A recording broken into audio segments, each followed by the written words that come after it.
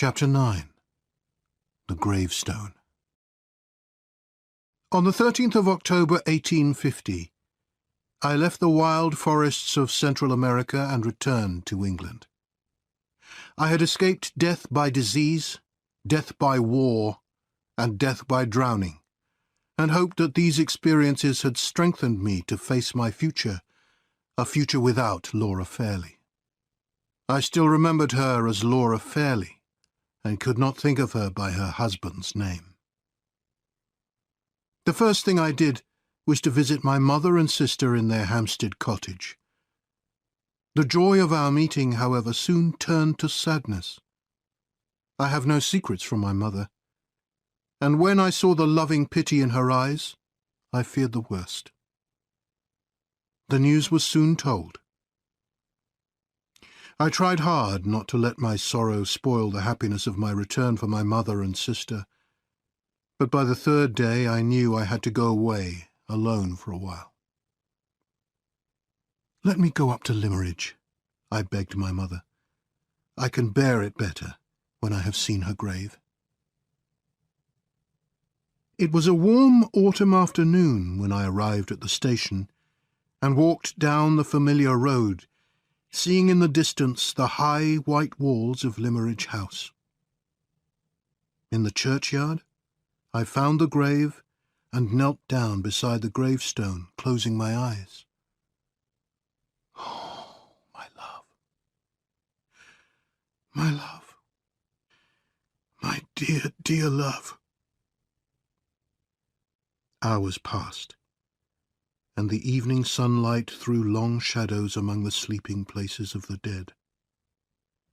I had lost all sense of time, kneeling there.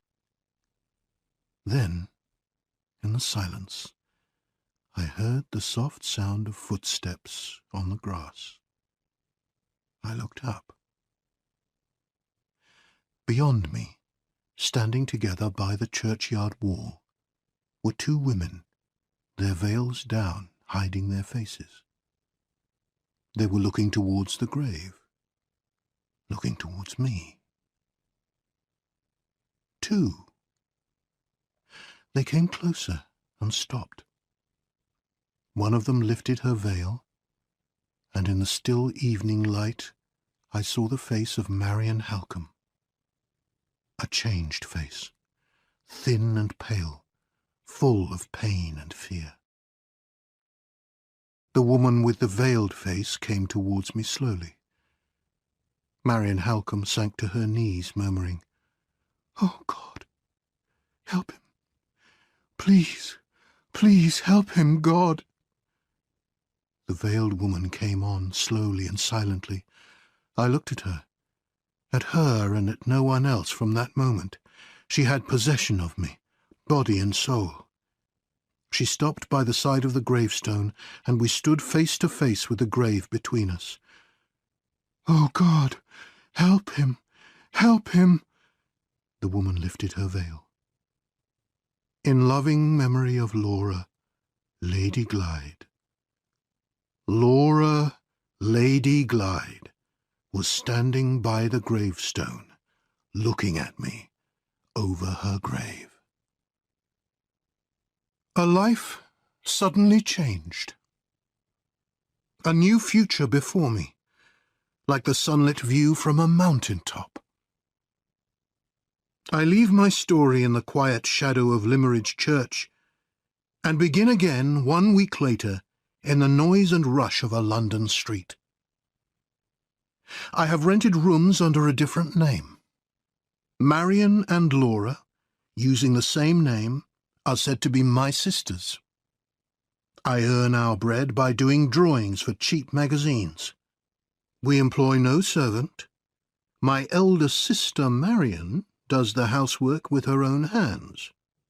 Marian and I are known to be the friends of Mad Anne Catherick, address unknown, who falsely claims the identity of Lady Glyde. To the rest of the world, Laura Lady Glyde is dead. Dead to her uncle, who has refused to recognize her.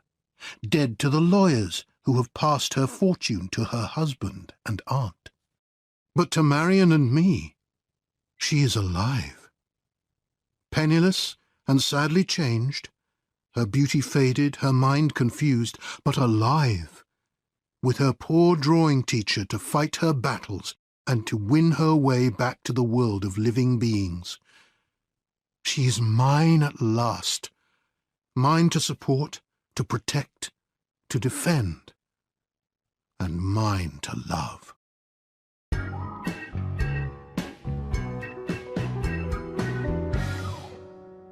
Chapter 10. The Rescue.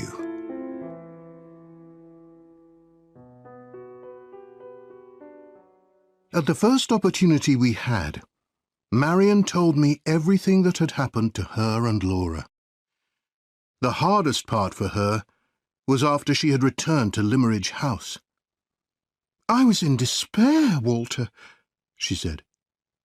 "Mr. Kirrell's investigation was finished and had shown nothing, he said.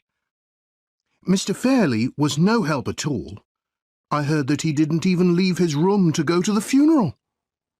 But he did show me a letter he'd received from Count Fosco, which contained news of Anne Catherick. The Count said that Anne Catherick had been found and put back in the asylum from which she had escaped, but because she hated Sir Percival and wanted to make trouble for him, she was now claiming that she was not Anne Catherick at all, but Lady Glyde. The Count warned Mr. Fairley that if she escaped again, she might try to annoy members of Lady Glyde's family. I wasn't well enough to do anything for about a month after returning to Limmeridge, but when I felt stronger, I decided to make some investigations myself. First, I planned to visit the asylum in London and talk to poor Anne Catherick to find out why she was claiming to be Laura. I knew the address because you had given it to me all those months ago. Well, Walter, you can guess what's coming, I'm sure. The director of the asylum, who seemed an honest person, told me that Anne Catherick had been brought back on the 27th of July. He was puzzled by some odd personal changes in her, but assumed they were caused by her mental illness. He then called a nurse to take me to Anne Catherick, who was walking in the gardens. Imagine the shock, Walter, seeing my dead sister walking towards me in that garden. We just ran into each other's arms, unable to say a word. How the nurse stared at us. I think I know how you must have felt, I said. I shall never forget in the churchyard at Limmeridge. But tell me, however did you get Laura out of the asylum? Bribery, Walter. I didn't want to risk a legal battle and all the delay that would involve, so I persuaded the nurse that a terrible mistake had been made and she would be doing a good thing in helping Anne Catherick escape. And I offered her £400. The plan went smoothly, and by early afternoon the next day, Laura and I were on the train to Cumberland. And Laura? I asked. What actually happened on the day she left Blackwater Park and came to London? Marion sighed. Oh, Walter, it's not at all clear. Poor Laura's mind is so confused now that her memory of events is very unreliable. She can't even remember the date she left Blackwater. All she has been able to tell me is this. The Count met her at the station and said that I was still in London and that he would take her to see me at once. She doesn't remember where the cab went, but it was clearly not to his house in St. John's Wood. She was taken to a house in a narrow street where people came and went, asking her questions she didn't understand. At this point, the Count told her I was now very ill. She was so frightened by this news, she nearly fainted. Someone then gave her a glass of water, which, she said, tasted odd. And after that, she lost consciousness. Poor, poor Laura, I murmured. She woke up, Marion continued, in the asylum, unable to leave, unable to make contact with the outside world. She was called by Anne Catherick's name and found she was wearing clothes with Anne Catherick's name on them. She was told Lady Glyde was dead and buried, and that she was Anne Catherick. Anne Catherick, Anne Catherick. Day in, day out, from the 27th of July to the 15th of October, she was made to feel that she was mad. It's hardly surprising her mind is so confused now. "And what happened at Limmeridge?" I asked. Marion turned her face away. "I can't bear to think about it," she said. "The worst part was taking Laura into Mr. Fairley's room. He looked straight into Laura's face and said, 'My niece is buried in Limmeridge churchyard. I don't recognise this woman. Remove her from my house before I call on the law to protect me.' Even the servants were doubtful about her identity because she was so much changed and so confused by her experiences. Perhaps people would have been persuaded if we'd stayed longer, but I didn't dare risk it. At any minute the people from the asylum might come looking for us, so I decided to return to London at once and hide. Then, as we were passing the churchyard, Laura insisted on a last look at her mother's grave, and, well, that moment changed our 3 lives. I think God was guiding Laura's footsteps," I said. How well I remember that day, that moment when Laura laid her poor head innocently and trustingly on my shoulder and said, "They have tried to make me forget everything, Walter, but I remember Marion, and I remember you." The plot against Laura was now clear. Anne Catherick had been taken into Count Fosco's house as Lady Glyde, and Lady Glyde had taken the dead woman's place in the asylum. It was also clear that the 3 of us could expect no mercy from Count Fosco and Sir Percival, who between them had gained £30,000 from the plot. They would do everything in their power to prevent their crime being discovered, and would hunt for their victim to separate her from her only friends, Marion and myself. This is why I had chosen a poor and crowded part of London to live in. It is easier to hide in a place where people are always coming and going. Our life quickly took on a regular pattern. Work, watching out for our enemies, and care of Laura, whom we surrounded with a gentle, protective love, helping her slowly but steadily to recover her balance of mind and her self-confidence. Meanwhile, Marion and I began the battle. We studied the statements that Mr. Kirrell had taken from witnesses, the doctor and the servants and cook in Count Fosco's house. I obtained a copy of Lady Glyde's death certificate, and Marion wrote to Mrs. Mitchelson, who replied saying that she could not remember the exact date of Laura's departure from Blackwater Park. Nor could she remember when the letter announcing Laura's death, which was undated, had arrived from Madame Fosco. I also arranged to visit Mr. Kirrell to ask for his help.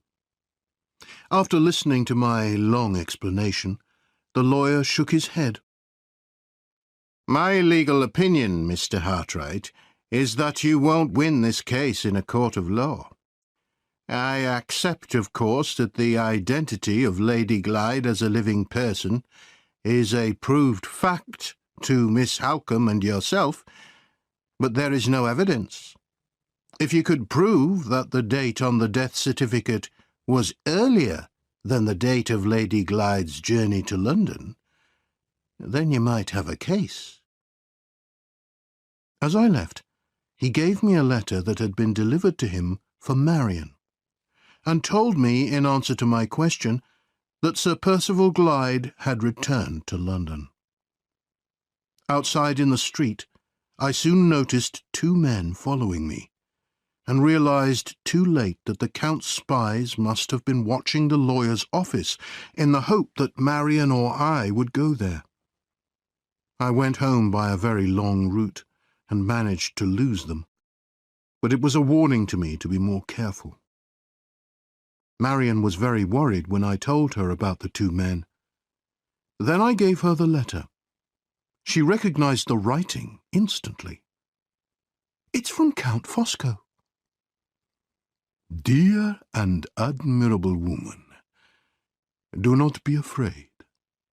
Stay hidden with your gentle companion, and nothing will happen to you. Challenge nothing. Threaten nobody. Do not, I beg you, force me into action. If Mr. Hartright returns to England, do not speak to him. If he crosses my path, he is a lost man. F. Walter, Marian said, her eyes flashing with anger, if ever the Count and Sir Percival are at your mercy, and you must spare one of them, don't let it be the Count. I'll keep this letter to remind me when the time comes, I said. But tomorrow I will go to Blackwater to try and find out the date of Laura's journey to London. It's the one weak point in their plot. You mean that perhaps Laura did not leave for London until after the date on the death certificate? Exactly. I think she left on the 26th of July. The director of the asylum said she was taken there on the 27th. I doubt if they could have kept her drugged more than one night. We know from Mrs. Mitchelson that Sir Percival left on the same day as Laura. I'll ask everyone in the village if they remember when he left. And if that fails? If that fails, Marian, I'll force a confession from Sir Percival. We have one weapon against him, his secret. Anne Catherick said that if his secret was known, it would ruin him. I intend to find out that secret. The woman in white, though dead in her grave, is still with us and is showing us the way.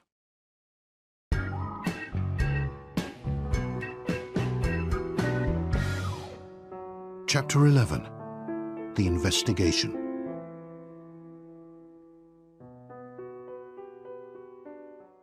The story of my first inquiries in Hampshire is soon told. Not a single person in the village of Blackwater could remember exactly when Sir Percival Glyde had left. Even the gardener at the house could only say it was some time in the last 10 days of July.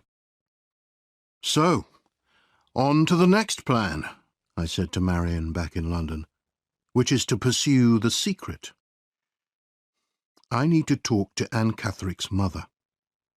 But first, I must find out something about her from Mrs. Clements, Anne's friend. But how do I find Mrs. Clements? Marian had the answer to that. You remember the farm she and Anne stayed at near Limmeridge? We'll write to them. They might know Mrs. Clements' address. We were lucky. The farmer's wife did know the address, and wrote back by return to tell us. It was in London, not far from our rooms, and the next morning I was knocking at the door.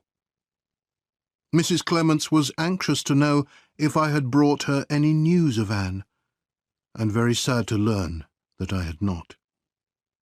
However, she was willing to tell me everything she knew. After leaving Limmeridge, sir, she said, Anne and I went to live in the northeast of England, and that's when Anne started to suffer from heart disease. She wasn't at all well, but she insisted on travelling to Hampshire because she wanted to speak to Lady Glyde. So we went there and stayed in a village near Blackwater, not too close, as Anne was so frightened of Sir Percival. Each time Anne went to the lake to try to speak to Lady Glyde, I followed her at a distance, but the long walks made her so exhausted that she became ill again. So finally I went to the lake in her place to meet Lady Glyde.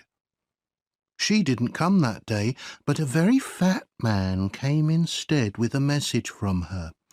The message was that we should return to London immediately, as Sir Percival would certainly find us if we stayed longer.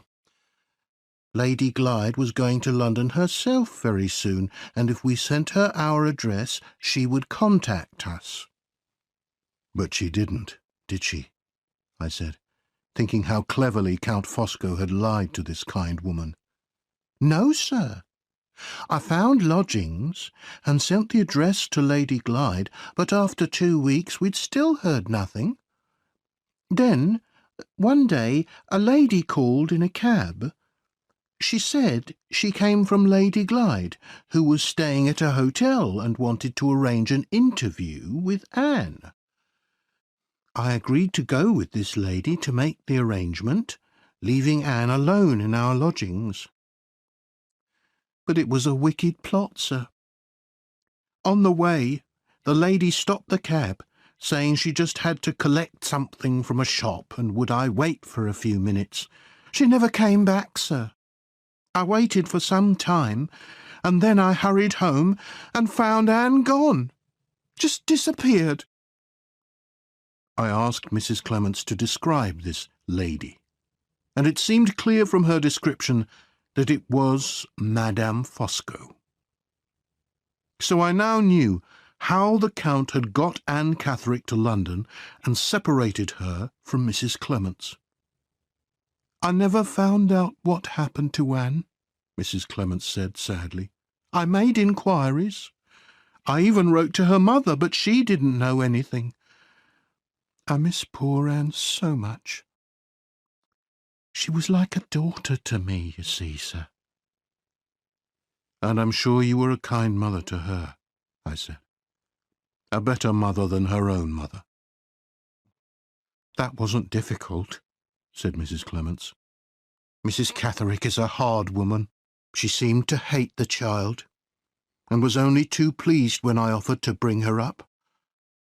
Then one day she took Anne to Limmeridge to stay with a sister, and after that she kept Anne from me. I didn't see Anne again till she escaped from the asylum, with your help, sir. And then she was always talking about a secret her mother had, which could ruin Sir Percival. But you know, sir, I don't think Anne really knew what this secret was. If she had known, I'm sure she would have told me. I had wondered about that myself, and now I tried to turn the conversation on to Mrs. Catherick. Did you know Mrs. Catherick before Anne was born? Yes, for about 4 months. We were neighbours in Welmingham. Mr. and Mrs. Catherick had just got married, and Mr. Catherick had a job as clerk at Welmingham Church. Before that, Mrs. Catherick had been a servant at a large house. She was a selfish, heartless woman, and treated her poor husband very badly. Before long, there was a lot of talk about her and a young gentleman who was staying at a hotel nearby, and Mr. Catherick told my husband that he'd found expensive presents, gold rings and such like, hidden in his wife's drawer. And who was this gentleman? I asked. You know him, sir, and so did my poor dear Anne. Sir Percival Glyde? My heart began to beat faster.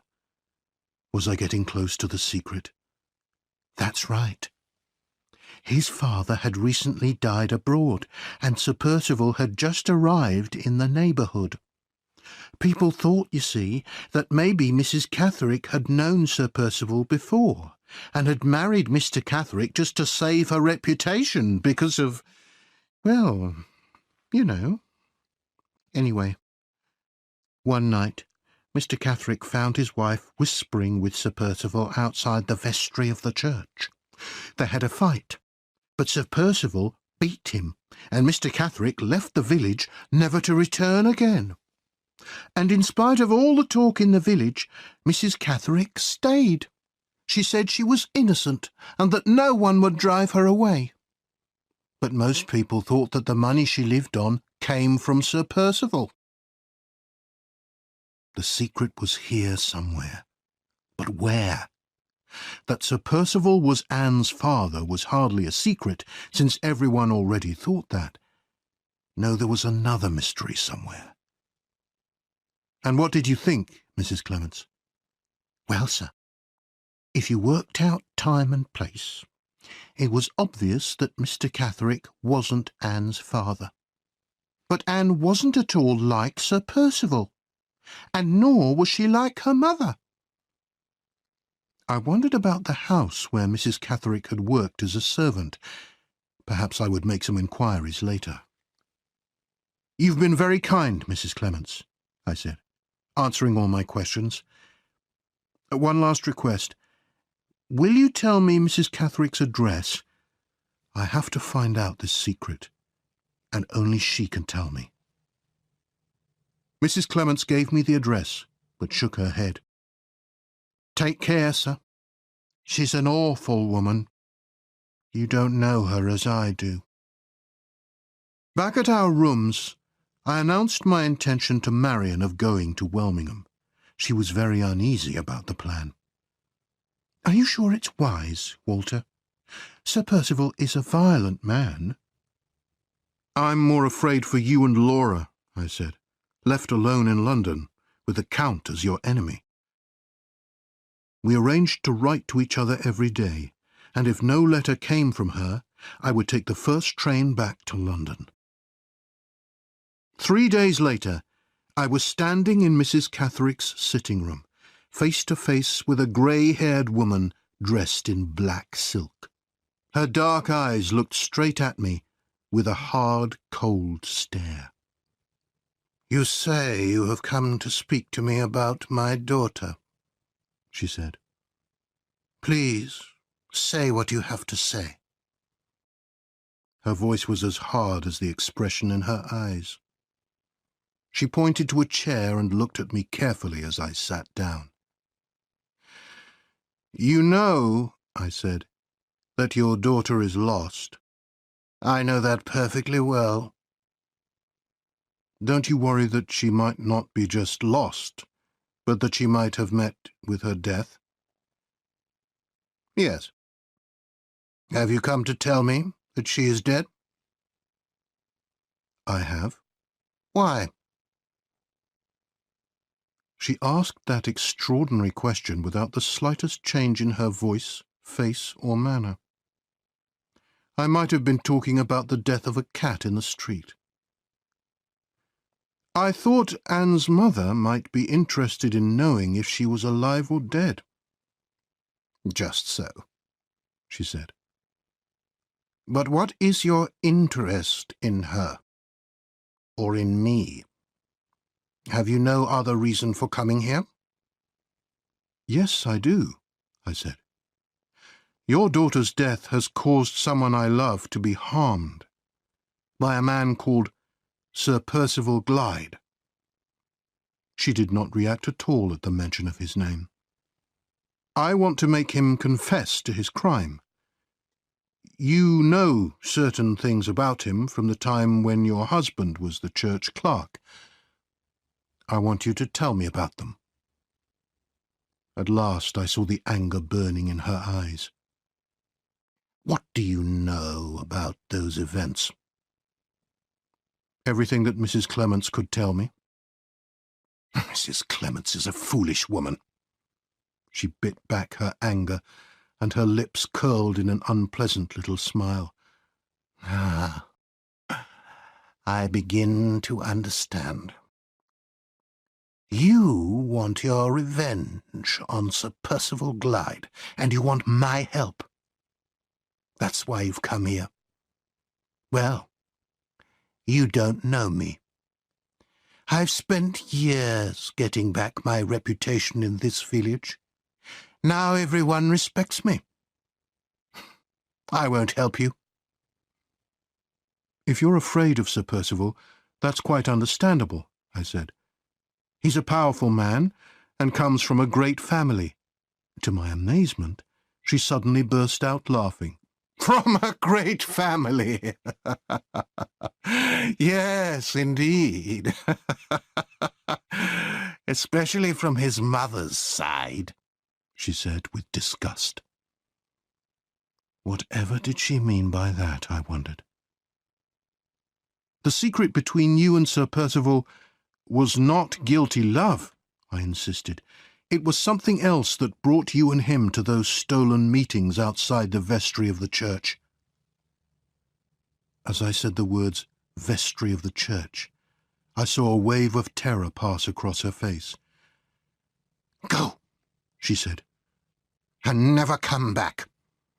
Unless—" and she gave a slow, cruel smile, "unless you bring news of his death."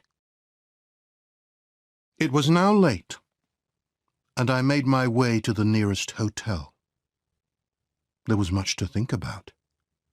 Why should mention of the church vestry cause terror? Why the disgust at Sir Percival's family, especially his mother?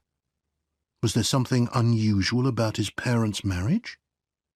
Perhaps the local marriage register was kept in the vestry of Welmingham Church. The next day I went to the church. I had been aware of being followed the previous evening, and now I caught sight of the same two men I had seen outside Mr. Kirrell's office in London. It seemed that Sir Percival had expected me to visit Mrs. Catherick, and was now expecting me to visit Welmingham Church. Proof, surely, that my investigation was going in the right direction. I found the church clerk, who fetched his keys and took me to the vestry. It could only be entered from the outside of the church, and the clerk had great difficulty opening the lock, which was very old. Once inside, I asked to see the marriage register. It was kept in a cupboard, which could easily be forced open. "Is that a safe enough place to keep the register?" I said. "Safe enough," the clerk said. "A copy is kept by a lawyer in the next village, Mr. Wansborough's office in Knowlesbury." I worked backwards in the register from Sir Percival's year of birth, and there, under September of the previous year, squashed into a small space at the bottom of the page, was the record of the marriage of Sir Felix Glyde and Cecilia Elster of Knowlesbury. Just the usual information, nothing apparently peculiar about Sir Percival's mother. The secret seemed further away than ever. But on to Knowlesbury and Mr. Wansborough's office, a 5-mile walk, but possible to get there and back by the end of the day. It was worth checking the copy of the register, and perhaps the lawyer would know something that might be useful.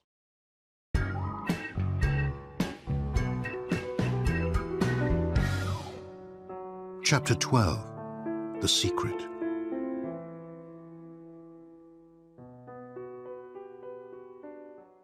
Sir Percival's spies attacked me on the road to Knowlesbury.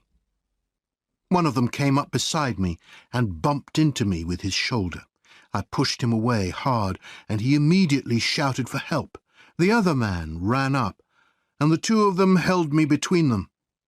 The first man accused me of attacking him, and they said they would take me to the police station in the town. What could I do? I couldn't fight both of them and hope to get away, so I had to go with them. At the police station, the first man accused me of a violent attack, and the second man said he was a witness. I was locked up until the next magistrate's court, which was 3 days away. I could be released on bail, I was told, but how could I, a total stranger in the town, find a responsible person willing to pay money for my temporary freedom? The whole plan was now clear. to get me out of the way for 3 days while Sir Percival did whatever was necessary to prevent his secret being discovered. At first I was too angry to think clearly. Then I remembered Mr. Dawson, the doctor. I had been to his house on my previous visit to Blackwater, so I knew his address. I wrote him a letter, explaining what had happened and begging for his help, and then asked for a messenger to deliver it. 2 hours later, the good doctor appeared, paid the required money, and I was set free. There was no time to lose. The news of my being free would doubtless reach Sir Percival within hours. I hurried to the lawyer's office, where I asked if I could see the copy of the Welmingham marriage register. Mr. Wansborough was a pleasant man, and agreed to show me the copy. In fact, he was quite amused. No one had asked to see it since his father, now dead, had locked it away in the office more than 20 years before. As I opened the register, my hands trembled. I turned the pages to the year and month.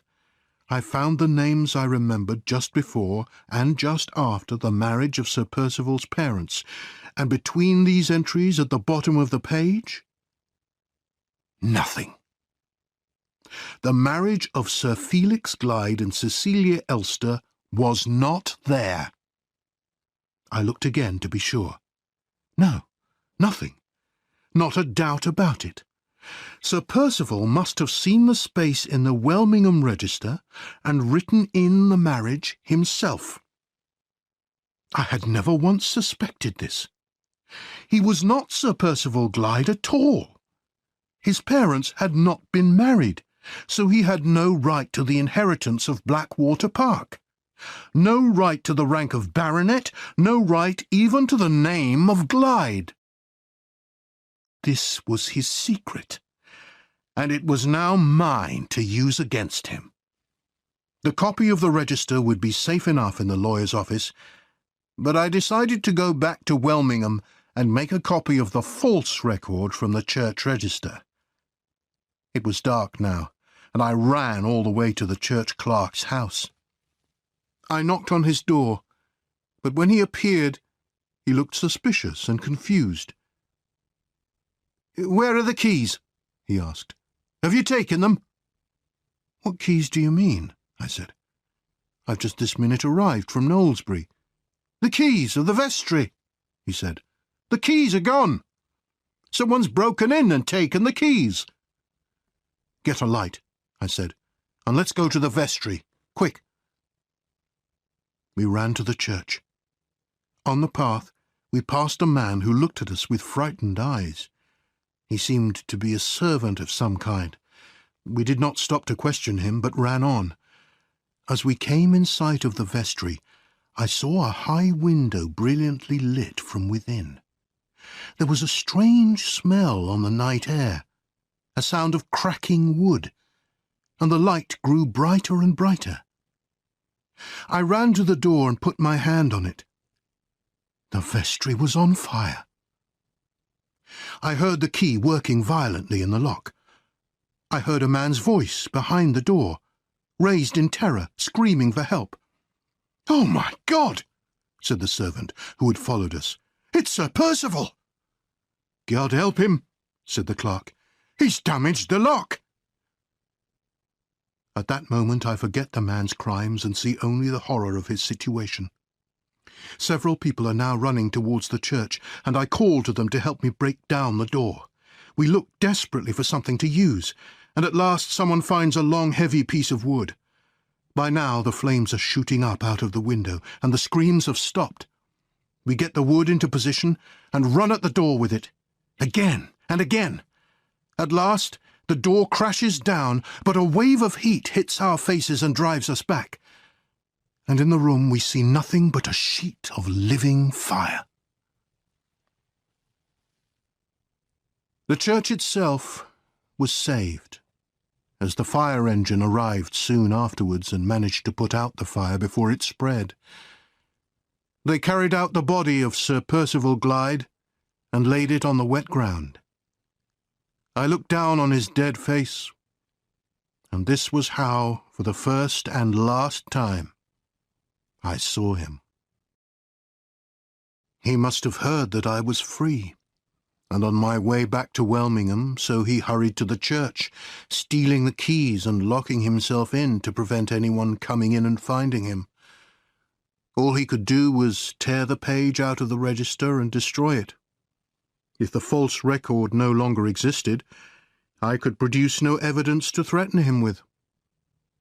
He must have dropped his lamp by accident, which started the fire. Then, in his urgency to get out, the lock had become damaged and the key unmovable. I could not leave the town. There would be a legal inquiry into the accident the next day, which I had to attend, and in any case, I had to report back to the police station in Knowlesbury. I returned to the hotel and wrote to Marion, telling her everything that had happened, and warning her to keep the news from Laura for the moment. With Sir Percival's death, my hopes of establishing Laura's identity had also died, and I could see no way forward at present. The next day, an envelope with my name on was delivered to the hotel. The letter inside was neither dated nor signed, but before I had read the first sentence, I knew who had written it. Mrs. Catherick. Sir, I thought you were my enemy. Now that he is dead, because of you, I consider you my friend. To thank you for what you have done, I will now tell you the things you wanted to know about my private life. 23 years ago, I was a beautiful young woman, living in Welmingham, married to a fool of a husband. I also knew a gentleman. I shall not call him by his name. Why should I? It was not his own. I was born with expensive tastes. This man gave me expensive presents. Naturally, he wanted something in return. All men do. And what did he want? Just a little thing. The key to the church vestry when my husband's back was turned. I liked my presents, so I got him the key. I watched him in the vestry without his knowing, and saw what he was doing. I did not know then how serious a crime it was. I said I would not tell anyone about the marriage he had added to the register if he told me about his private life. He agreed. Why, you will see in a moment. He said that he only found out that his parents were not married after his mother's death. His father confessed to it and promised to do what he could for his son, but he died, having done nothing. The son came to England and took possession of the property. There was no one to say he could not. In fact, the right person to claim the property was a distant relation, away at sea. However, to borrow money on the property, he needed a certificate of his parents' marriage. This was a problem which brought him to Welmingham. As his parents had mostly lived abroad, and had had no social life in England, who was to say, the priest being dead, that a private marriage had not taken place at Welmingham Church? His plan was to tear out a page from the marriage register in the year before his birth and destroy it. Then he would tell his lawyers in London to get the necessary certificate, innocently referring them to the date on the page that was gone. At least no one could say that his parents were not married. However, when he saw there was a small space at the bottom of the page in the right year, he changed his plan and took the opportunity to write in the marriage himself. It took him some time, though, to practice the handwriting and to mix the right colour of ink so that it looked the same. After my husband caught me talking secretly to him, and after their fight together, I asked my fine gentleman to clear my name and to say there had been nothing between us. But he refused. He wanted everyone to believe something false, so that they would never suspect the truth. He then told me that the punishment for his crime, and anyone who helped him, was life in prison. He frightened me. If I spoke out, I was just as lost as he was. He then agreed to make me a yearly payment if I said nothing and stayed in Welmingham, where he could always find me, and where there was no danger of my making friends and talking. This was hard, but I accepted. Many years later, when my daughter was with me at home, I received a letter from him which made me very angry. I lost control of myself and said, in her presence, that I could destroy him if I let out his secret. Then, one day, he came to our house and called her a fool. Immediately she shouted, "Ask for my pardon now, or I'll let out your secret and destroy your life." My own words. He went white. Then he swore at us. It ended, as you know, by his shutting her up in an asylum.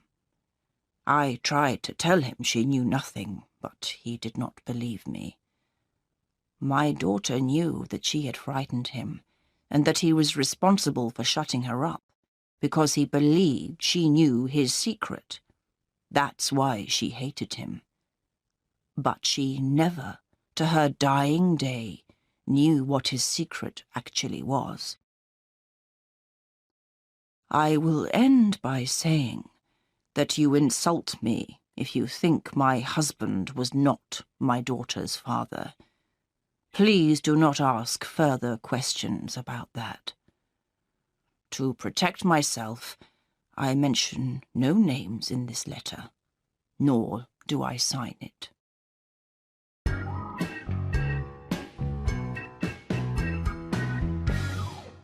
Chapter 13. The Threat. Mrs. Catherick's extraordinary and shameless letter filled me with disgust. My interest in Sir Percival Glyde's crime was now at an end, but I decided to keep the letter in case it might help me find out who Anne's father really was.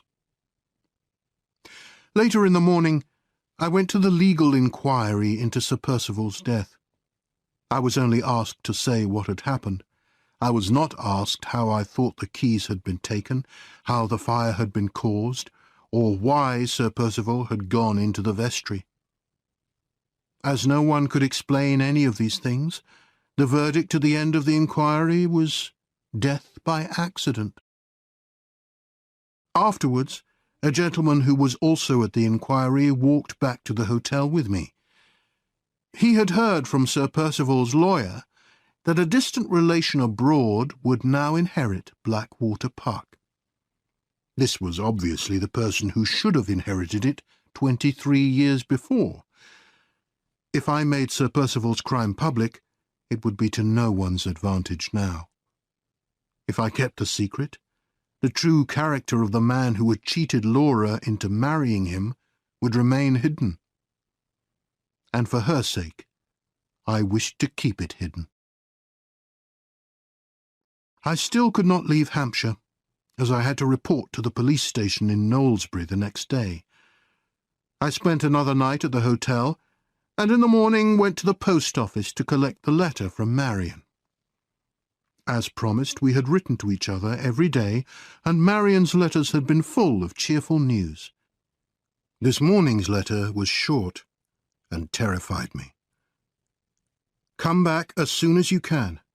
We have had to move. Come to Gower's Walk, Fulham, number 5. I will look out for you. Don't be alarmed about us. We are both safe and well, but come back Marian. What had happened? What dreadful thing had Count Fosco done while I was away? In spite of my anxiety, I had to wait. I paid my bill at the hotel and took a cab to Knowlesbury. At the police station, as I expected, no one appeared to continue the action against me, and I was allowed to go. Half an hour later, I was on the train back to London. I got to Gower's Walk in Fulham at about 9 o'clock. Both Laura and Marian came to the door to let me in.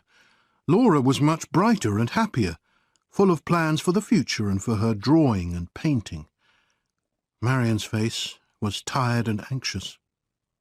I could see that she had spared Laura the knowledge of the terrible death in Welmingham and the true reason for moving to new lodgings. When Laura had left us and we could speak freely, I tried to give some expression to my feelings and told Marian how much I admired her for the courage and love she had shown. She was too generous to listen to me and turned the conversation to my worries. "I'm so sorry for my letter. It must have alarmed you." "Yes, it did," I admitted.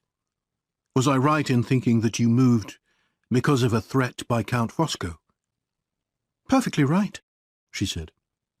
"I saw him yesterday, and worse than that, Walter, I spoke to him." "Spoke to him? Did he come to the house?" "He did. Yesterday, when I was passing the window, I saw him in the street. Then there was a knock on the door. I rushed out, and there he was, dressed in black, with his smooth face and his deadly smile. I closed the door behind me so that Laura would not see or hear him." "What did he say?" I asked anxiously. "He greeted me, then repeated the warning in his letter to me. He said he had not been able to prevent Sir Percival's violence towards you, and he had found out our address in order to protect his own interests. You were followed, Walter, on your return home after your first journey to Hampshire. He used this information only when he heard of Sir Percival's death, because he believed you would act against him next." "And he was right," I said. "What did he say about me?" "He was very cool, very polite, and very threatening," said Marian. "He said, 'Warn Mr. Hartright. He has an intelligent and powerful man to deal with. Let him be content with what he has got. Say to him, if he attacks me, I will use all my power to destroy him. There is nothing I will not do. Dear lady, good morning.' Then he just looked at me with his cold grey eyes and walked away. I ran back inside and told Laura we had to move. We needed a quieter neighbourhood with better air for the sake of her health. I said you'd wanted us to do that, and why didn't we do it now to surprise you when you got back? She liked that idea and was quite happy to move. I found these lodgings through an old school friend. I did the right thing, didn't I, Walter?" I answered her warmly and gratefully, as I really felt. But the anxious look remained on her face, and I saw in her eyes her continuing fear of the Count's cleverness and energy. "What do you think of his message, Walter? What do you plan to do next?" "I decided weeks ago that Laura will be received in her uncle's house again," I answered. "And my decision remains the same. Count Fosco will answer for his crime to me." Marian's eyes lit up. She said nothing, but I could see how strongly she supported this plan. "I know the risks are great," I said, "but it must be done. I'm not foolish enough to try this before I'm well prepared. I can wait. Let him think his message has produced its effect. He will start to feel safe. Also, my position towards you and Laura ought to be a stronger one than it is now." "How can it be stronger?" she asked, surprised. "Marian, I would like you to say to Laura, gently, that her husband is dead." Walter, so soon? You have a reason for this, don't you? Yes, I cannot speak to Laura yet.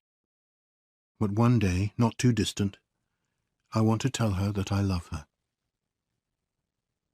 Marian looked at me for a time, then gave a sad, gentle smile. Yes, I understand. I think I owe it to her and to you, Walter, to tell her of her husband's death. The next day, Laura knew that death had released her from her marriage, and her husband's name was never mentioned among us again. Our life returned to its usual pattern, but I did not forget the Count. I discovered that he had rented his house in St. John's Wood for another 6 months, so I was fairly sure he would still be in London, within my reach, when the time came to act. We finally solved the puzzle of who Anne Catherick's father was. When I went again to see Mrs. Clements and to tell her about Anne's death, she remembered where Mrs. Catherick had worked as a servant. Her employer had been a Mr. Dunthorne. We wrote to Mr. Dunthorne, who replied with some very interesting information. Philip Fairley, Laura's father, had been a great friend of his when they were young, and a frequent house guest. He was a handsome man and fond of female company. Mr. Dunthorne was fairly certain that Philip Fairley had been staying at his house when Mrs. Catherick was employed as a servant, in the year before Anne was born. When Marian and I checked the dates, when we considered that Anne and Laura looked so alike, and when we took into account the fact that Laura looked very much like her father, we were in no doubt that here was the solution. Philip Fairley was Anne's father, and so Anne was Laura's half-sister. Now, at last, the woman in white, that strange, sad shadow walking in the loneliness of the night, could rest in peace. 4 months passed. Laura grew stronger in body and in mind. She was almost her old self, and when we talked, it was as we used to talk at Limmeridge. If I touched her by accident, I felt my heart beating fast, and I saw the answering colour in her face. In April we went for a holiday at the seaside. While we were there, I told Marian that when we returned to London, I was determined to force a confession from Count Fosco, to make him tell me the real date of Laura's journey to London. But if I am to challenge the Count, for Laura's safety, I think I should challenge him as her husband. Do you agree, Marian? With every word, she said. I parted you both once. Wait here, my brother, my best and dearest friend, till Laura comes and tells you what I have done now. She kissed my forehead and left the room. I waited by the window, staring out at the beach, seeing nothing, hardly able to breathe. The door opened, and Laura came in alone. When we parted at Limmeridge, she had come into the room slowly in sorrow and hesitation. Now she ran to me, with the light of happiness shining in her face. She put her arms around me, and her sweet lips came to meet mine. "My darling," she whispered, "may we say we love each other now? Oh, I'm so happy at last." 10 days later, we were even happier. We were married.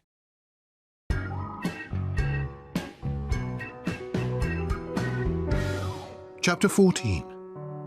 The Confession. A fortnight later we returned to London, and I began to prepare for my battle with the Count. It was now early May, and the rental agreement for his house ended in June. In my new happiness with Laura, to whom we never mentioned the Count's name, I was sometimes tempted to change my mind and to leave things as they were, but she still had dreams, terrible dreams that made her cry out in her sleep, and I knew I had to go on. First, I tried to find out more about the Count. Marion told me that he had not been back to Italy for many years. Had he been obliged to leave Italy for political reasons, I wondered? But Marion also said that at Blackwater Park he had received official-looking letters with Italian stamps on, which would seem to contradict this idea. Perhaps he was a spy, I thought. That might explain why he had stayed in England so long after the successful completion of his plot. Who could I ask who might know something?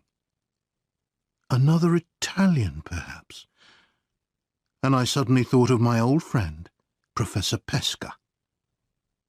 Before I did that, I decided to have a look at the Count, as up to this time I had never once set eyes on him. So one morning I went to Forest Road, St. John's Wood, and waited near his house. Eventually he came out, and I followed behind him as he walked towards the centre of London. Marion had prepared me for his enormous size and fashionable clothes, but not for the horrible freshness and cheerfulness and energy of the man. Near Oxford Street, he stopped to read a sign announcing an opera, and then went into the opera ticket office, which was nearby. I went over to read the sign. The opera was being performed that evening, and it seemed likely that the Count would be in the audience. If I invite Pesca to the opera, I thought, I can point the Count out to him and find out if he knows him. So I bought 2 tickets myself, sent Pesca a note, and that evening called to take him with me to the opera. The music had already started when we went in, and all the seats were filled. However, there was room to stand at the sides. I looked around and saw the Count sitting in a seat halfway down, so I placed myself exactly on a line with him, with Pesca standing at my side. When the first part finished, the audience, including the Count, rose to look about them. When the Count was looking in our direction, I nudged Pesca with my elbow. "You see that tall, fat man? Do you know him?" "No," said Pesca. "Is he famous? Why do you point him out?" "Because I have a reason for wanting to know more about him. He's an Italian, and his name is Count Fosco. Do you know that name? Look, stand on this step so that you can see him better." A slim, fair-haired man with a scar on his left cheek was standing near us. I saw him look at Pesca and then follow the direction of his eyes to the Count. Pesca repeated that he did not know him, and as he spoke, the Count looked our way again. The eyes of the 2 Italians met. In that second, I was suddenly convinced that, while Pesca may not have known the Count certainly knew Pesca. Not only knew him, but, more surprising still, feared him as well.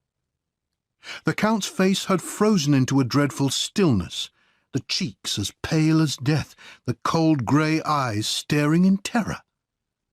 Nearby, the man with the scar also seemed to be watching with interest the effect that Pesca had had on the Count. "How the fat man stares," Pesca said, looking round at me. "But I've never seen him before in my life." As Pesca looked away, the Count turned, moving quickly towards the back of the theatre, where the crowd was thickest. I caught Pesca's arm and, to his great surprise, hurried him with me after the Count. The slim man with the scar had apparently also decided to leave, and was already ahead of us. By the time Pesca and I reached the entrance, neither the Count nor the slim man was in sight. "Pesca," I said urgently, "I must speak to you in private. May we go to your lodgings to talk?" "What on earth is the matter?" cried Pesca. I hurried him on without answering. The way the Count had left the theatre, his extraordinary anxiety to avoid Pesca, made me fear that he might go even further and out of my reach. In Pesca's lodgings I explained everything as fast as I could, while Pesca stared at me in great confusion and amazement. "He knows you. He's afraid of you. He left the theatre to escape you," I said. "There must be a reason, Pesca. Think of your own life before you came to England. You left Italy for political reasons. I don't ask what they were, but could that man's terror be connected with your past in some way?" To my inexpressible surprise, these harmless words seemed to terrify Pesca. His face went white, and he started to tremble. "Walter," he whispered, "you don't know what you ask." I stared at him. "Pesca, forgive me, I didn't mean to cause you pain. I spoke only because of what my wife has suffered from that man's cruel actions. You must forgive me." I rose to go. He stopped me before I reached the door. "Wait," he said. "You saved my life once.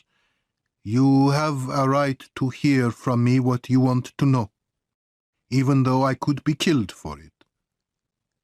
I only ask that if you find the connection between my past and that man, Fosco, you do not tell me."